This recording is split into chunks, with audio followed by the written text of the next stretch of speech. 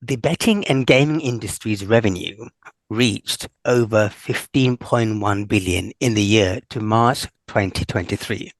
Or, if you exclude the National Lottery, we're talking about just nearly 11 million. Figures that are from the Gambling Commission released last year. Although the profit of such an industry is no doubt high, it does raise several questions. Who pays a price for such a profit? And at what cost? Does the sector protect vulnerable communities who are deemed at risk of being left penniless as the state has to pick up the tab of mental health and financial consequences? Welcome to Debt Talk Podcast. With me, your host, Ripon Ray. I'm going to talk about, no doubt, gambling and debt. To navigate the topic, I have representatives of academia and gambling therapy to address some of these questions. I have Professor John McAlaney from Bournemouth University. He and his team have been carrying out extensive research in the gambling sector. He's also a chartered psychologist. I have Kathy Wade from GamCare, who manages the money guidance team within its service. She has also worked in the advice sector, such as Citizens Advice. My guest will also provide you with top tips on the subject to help listeners near the end of the podcast. If you want to share your experience on the Debt Talk podcast or want to listen to a subject of your choice, you can get in touch with me on Twitter, Your Dr. Debt, or email me, ripon.ray@yourdrdebt.com. Before I get deep into the subject, let me get Professor McAlaney into the conversation. Professor McAlaney, since you have been researching into the gambling sector, can you explain to a novice like me, what do we mean by gambling? And what is the meaning of gambling? Is it a sport or is it something else? Hello, Ripon. It's a very good question and one which is not as straightforward as it feels it should be. So gambling is used to very broadly refer to when you risk money or anything of value to try to predict the outcome of a game or an event that involves chance. Quite often within that, betting is used to refer to gambling in the sports context or when there's some degree of skill involved. So the lottery, for example, could be considered gambling. Playing poker could be considered to be betting, or similarly horse racing, because there's some knowledge and skill involved. In reality, though, these phrases are often used very interchangeably, and it can be difficult sometimes to know exactly what definition is being used. So in terms of the market share, what are the different types of gambling are there in the UK? So often in the UK, we think about things in terms of offline and online gambling, or what's often called land-based, kind of in-person, face-to-face. There's a range of different activities. The lottery is one of the big ones, although it has a kind of unusual status. Although it is gambling, it's often treated separate to other kinds of gambling. You also get things, of course, like scratch cards, like sports betting on horse races, football, sporting events, casino games, things like poker, fruit and slot machines, which again can be offline or online. And one of the things we've seen in the last few years, with perhaps in some part fueled by the pandemic, is for the first time some types of online gambling have now exceeded offline gambling. So it seems as if a trend is becoming the online gambling is becoming more kind of regular occurrence. It's a fairly common activity. I think one thing gambling companies often are keen to stress is the majority of people who gamble do so in a safe and responsible way. And as a fairly normal activity, so about 44% of the adult population in the UK will have gambled in the last 4 weeks, although that does include the lottery. And of those, just under a third, 27%, will have gambled in person, with a slightly similar figure gambling online in the last 4 weeks. So we have to break down the data who take part in gambling in the UK by age, sex, or any other categories. What do we see happening on the ground? So you get quite a lot of variation with age and gender based on the type of gambling.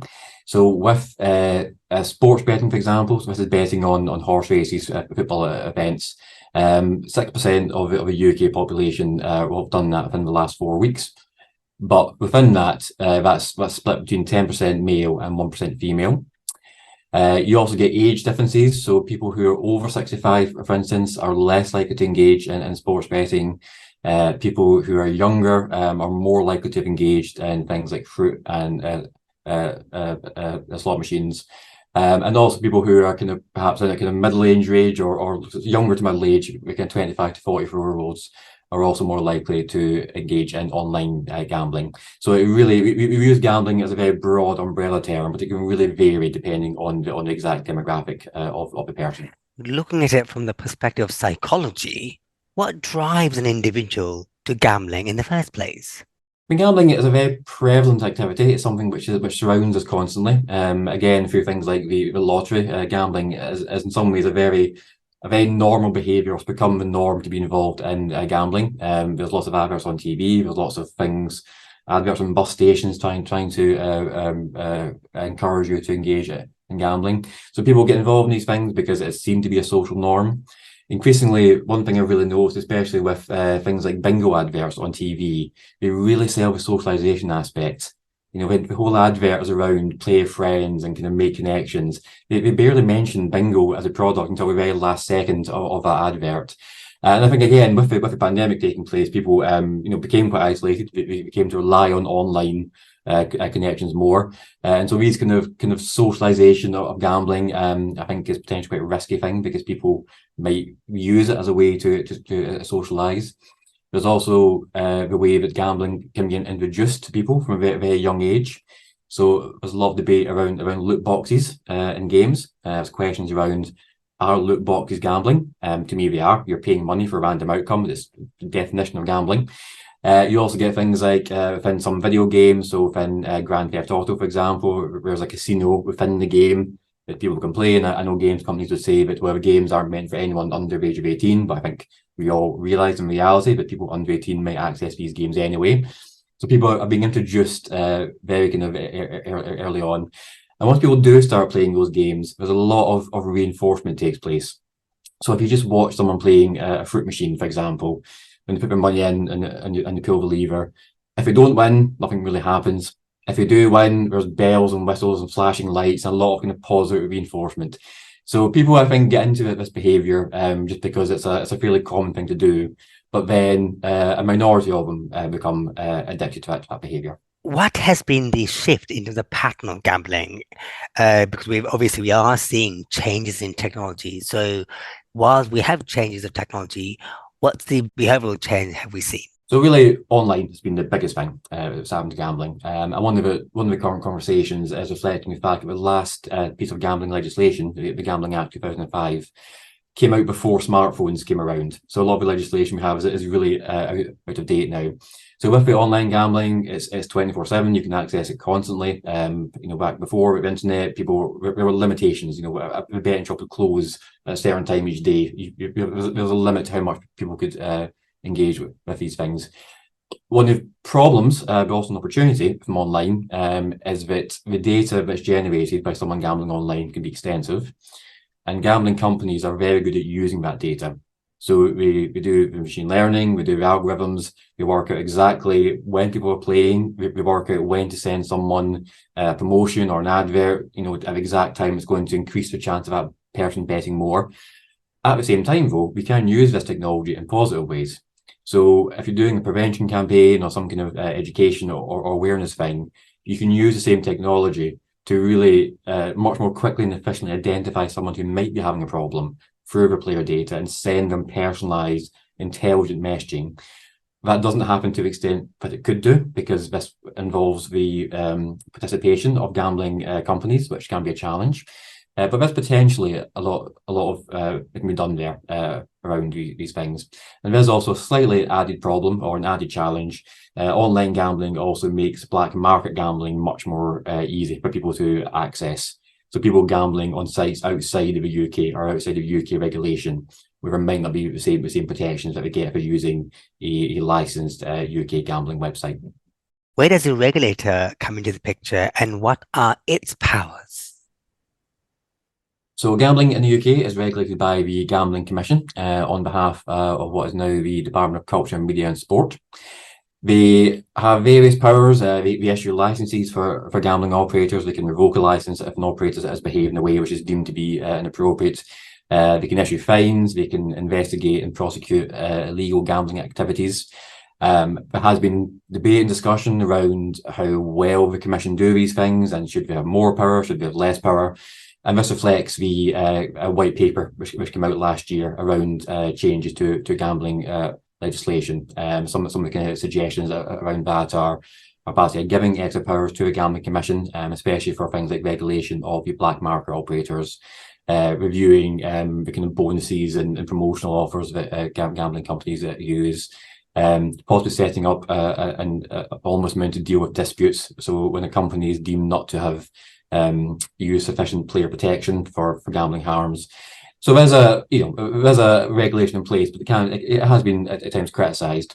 And I suppose you could say that the Gambling Commission, they're not themselves setting up the rules, they're just enforcing them.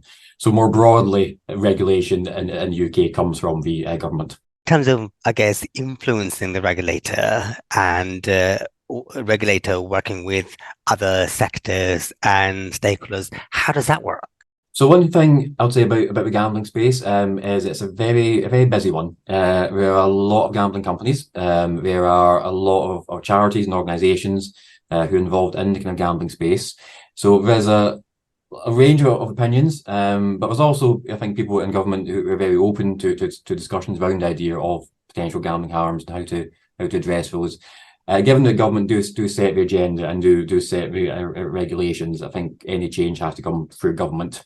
So through engaging with the policymakers, through holding events, I know GamCare and other charities do a lot of kind of work around promoting safer gambling strategies and identifying problems in the current system. So it's really, I think it's again a kind of social issue. It's really a case of campaigning to the government as to what needs to be done to make things better.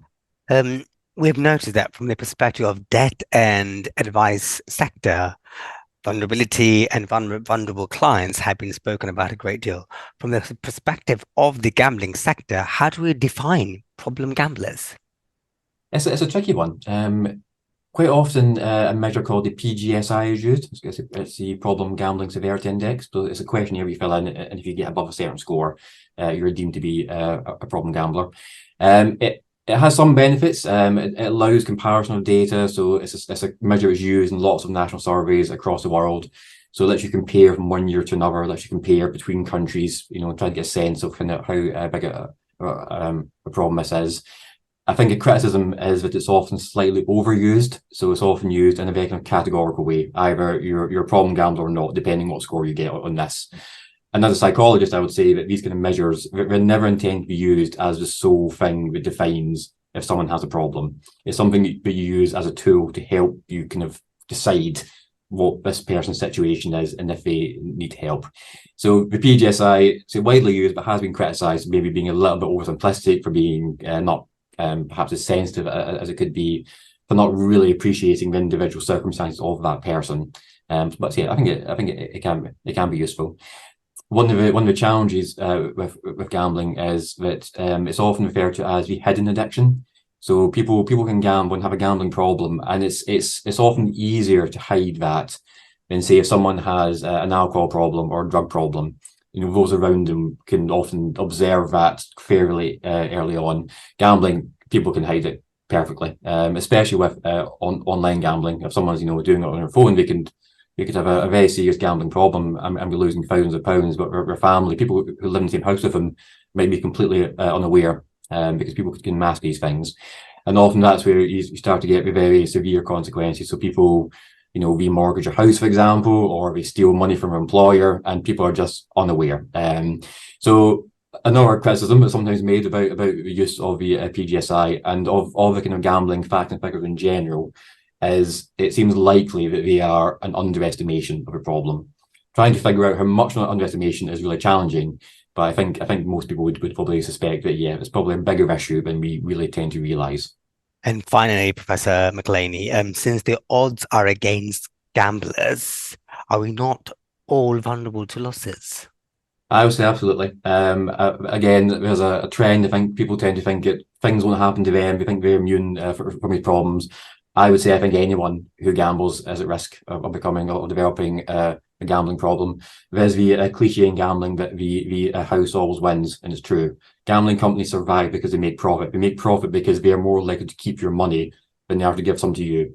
So I think anyone, especially with the cost of living crisis, with various things that are happening, I think anyone's vulnerable to they gamble, they win some money, makes them feel good, it might solve some of their immediate financial problems.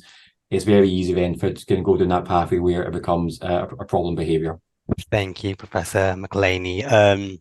Let me go to Kathy Wade from GamCare. Kathy, we have impoverished communities that are gambling with their benefits, money, or housing benefit income to support their gambling and leaving their homes vulnerable. What do you see as some of the main issues facing clients who access the money advice guidance service who are struggling with their debts? Thanks, Ripon. So we assist people who are gambling themselves, as well as friends and families who are affected by gambling. So we will help anyone. Some of the challenges that they face can differ, and we do see people who are receiving benefits as well as those that are working. I know you mentioned people receiving benefits. We do assist those who are working who are struggling as well. So for those who are gambling themselves, we do find that a lot of them will gamble because they think it's the solution to their problem if they've got debt or money issues. Sometimes we speak to people who are living in poor housing conditions, and they quite often say that they think gambling's their only way to get better housing. Also, there are some who might be struggling with their debts and they think that a big win's going to be the solution. So they think, big win, they're going to clear all their debts. But obviously, they can end up losing and getting into deeper difficulties. We do also sometimes speak to clients who say that they gamble because they think they don't have enough money to pay all their debts and their expenses. And they tell us that they believe that that's the only way they can manage financially.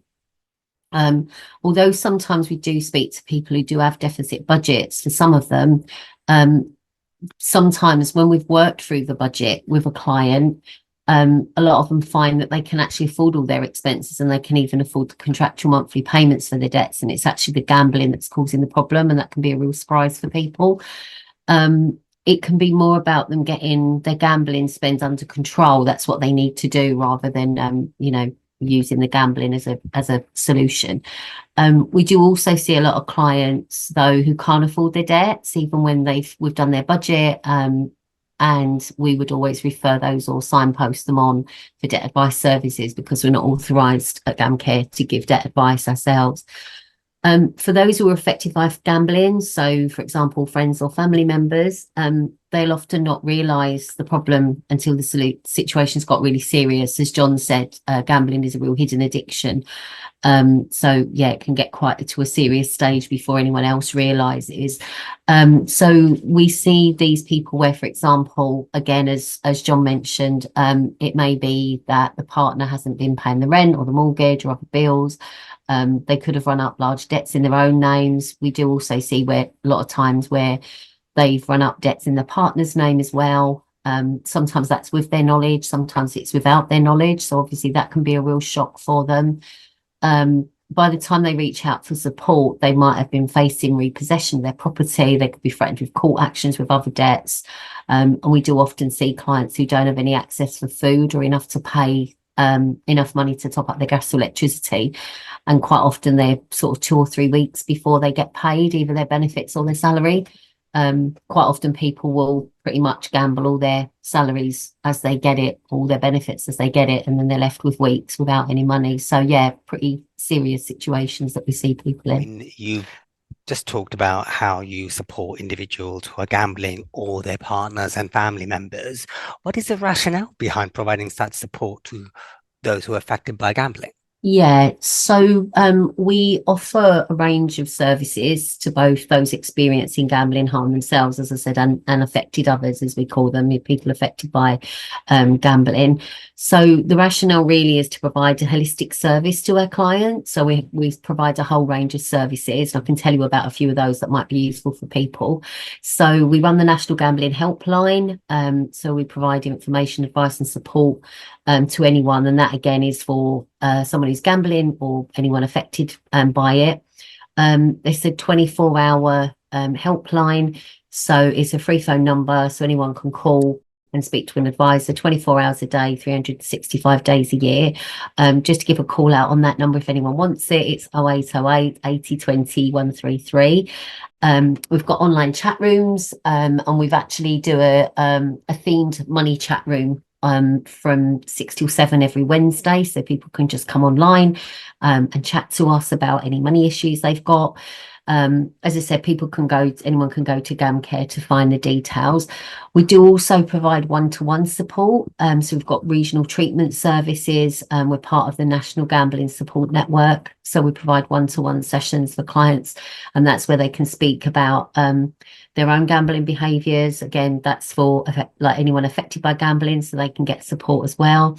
And that's really about either helping people to take control of their gambling, or for anyone affected by gambling to protect themselves and to support the person who's gambling.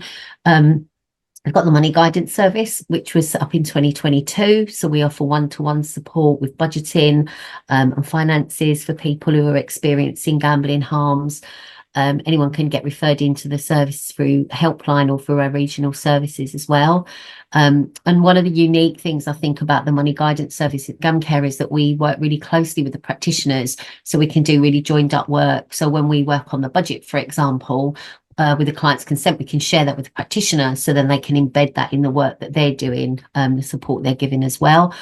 But going back to the types of people you support and the research that GamCare has carried out, what reasons have you found behind people's gambling, and what have you identified from people who come to seek support from you? Yeah, so people, again, sort of going on a little bit from what John has said, people do gamble for a range of different reasons. So people might, some people tell us that they start very young. So they tell us that they might have started at an early age. And it could have even been something like when they visited the seaside as a child and visited the arcades. That could have kind of triggered an interest in gambling. Others might have started in their teens, so perhaps when they went to college or university. It might have been when they got a student loan, so they suddenly had a large amount of money. Sometimes people say it was like started as a social thing, so they might have had a bet on the football when they were out with friends, and then it can escalate. So it might start off with a small bet, but then things can escalate quite quickly. So a lot of people say that their gambling became more problematic when they had the first big win. So they might have gone on and lost. They got the big win, so they get the buzz from that, but then they go on and lose, and then they'll continue to try and chase their losses to have that big win again. Harmful gambling can be caused by dopamine in the brain, and that can cause a real rush and a buzz, and it's quite often the anticipation of possibly winning rather than the actual winning itself that causes people to get that buzz. And we do also speak to clients who say that they started gambling because perhaps of a bereavement or another trauma in their lives, and then they use gambling as a coping mechanism as well. How do you help family members with their challenges?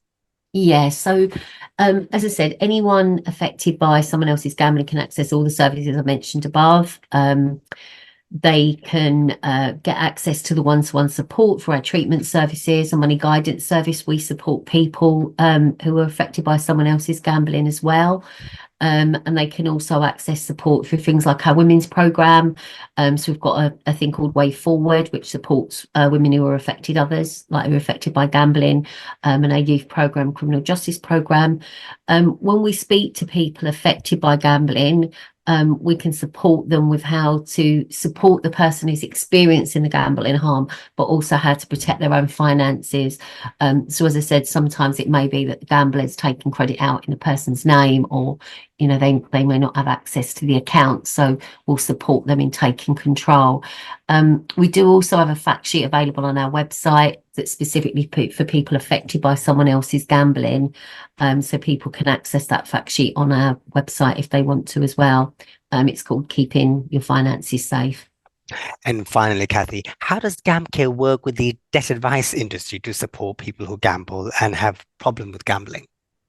Yeah, so we do work closely with the debt advice debt advice organisations, particularly organisations like National Debt Line, Citizens Advice, Pay Plan, Step Change. We've got referral pathways set up with some of them as well, so we can do those direct referrals. We're also involved with national groups such as the Money Advice Liaison Group, Money Advice Trust Advice UK, the Institute of Money Advisors, and that's through both the Money Guidance Service and also our Gambling Related Financial Harms Project. And as I said, we do also provide free training to the debt advice sector through our Gambling Awareness Prevention Project.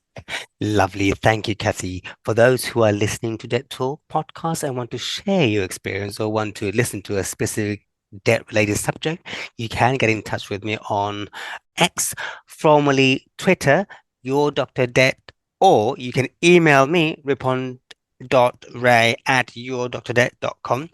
Let me speak to my panelists about them providing Debt Talk listeners with top tips in dealing with this month's topic, gambling and debt, since regulators, businesses, and voluntary sectors may be listening to this podcast. So let me start with Professor McAlaney. So one thing I'd say is the gambling industry, I think, has become better at providing safer gambling tools, especially for online gambling. So these are things like deposit limits, so it limits how much money you can bet or gamble in any particular time period, or it might be that there's a delay of some kind before you can bet again. And I'll say all the main UK operators now have these features enabled. And I would encourage people to use these things before they feel they have to, because prevention is better than cure. So don't wait until you feel you might have a problem. Start using these tools to kind of set limits fairly early on. If it is online gambling, one benefit is that you can see your gambling history really easily in your player account. And people often will be a bit surprised, actually. They'll realize that they've gambled more than they thought they had. So just that kind of self-awareness, kind of self-monitoring of your own behaviour can be really quite powerful. Overall, though, my strong recommendation, if anyone feels they are having problems with gambling, is to take advantage of the very comprehensive support services provided by GamCare, which I'm sure Kathy can talk about more. Well, there we go. And finally, Kathy Wade from GamCare. Thank you. Thanks for that call out as well, John. Yeah, so I suppose it's just to say, if you're concerned about your own or anyone else's gambling, please reach out and get support. As I said, people can call the National Gambling Helpline or go to our website and get more information about what support's available. Help's there. We're not going to judge anyone in any way. We just want to make sure that we get people the support they need. And if anyone's struggling with debts, please do reach out and get debt advice as soon as possible. Understand it can be a bit scary and it can be hard, but the sooner you reach out for help, the better. And I suppose for any organisations listening to this, if you're working with anyone who's got concerns about their gambling, please do signpost them or refer them over to GamCare. Well, I want to thank my panel members for giving their precious time to share their experience and knowledge on Debt Talk podcast. My next podcast is going to be on local government finance, tax, and debt. Thank you for listening to Debt Talk podcast with me, your host, Ripon Ray.